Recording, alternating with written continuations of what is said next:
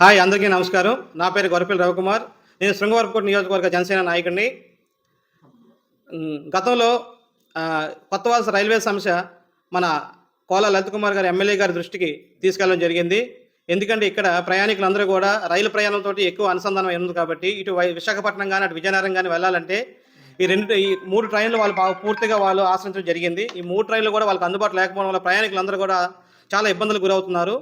ఈ యొక్క ఇబ్బందులు గురవుతున్న సమస్యని మన దృష్టికి తీసుకొచ్చారు.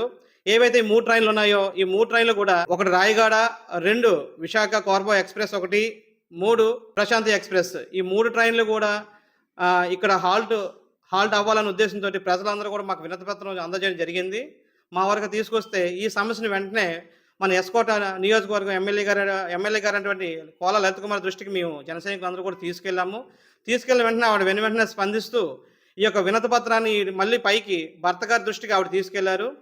వెంటనే భర్త గారు కూడా దీన్ని లేట్ చేయకుండా భర్త గారు కూడా మన రైల్వే శాఖ మినిస్టర్ అశ్విని విష్ణు గారికి అందజేయడం జరిగింది.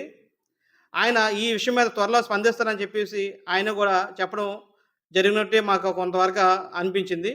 కానీ ఈ యొక్క విషయాన్ని వెంటనే తీసుకెళ్ళిన మన కోల లలిత్ కుమార్ గారికి, అలాగే మన ఎంపీ భర్త గారికి ప్రత్యేకమైన ధన్యవాదాలు మా ఎస్కోట్ నియోజకవర్గ జన సైనికుల తరపున మేము తెలుపుకుంటున్నాం. ముఖ్యంగా మా కొత్త వలస ప్రయాణికులు తరపున మా జన సైనికులు కూడా మేము విన్నవించుకున్న వెంటనే స్పందించిన ప్రతి ఒక్కరికి పేరు పేరున ధన్యవాదాలు తెలుపుకుంటున్నాం.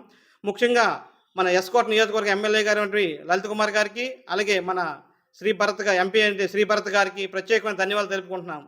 జై హింద్, జై జనసేన.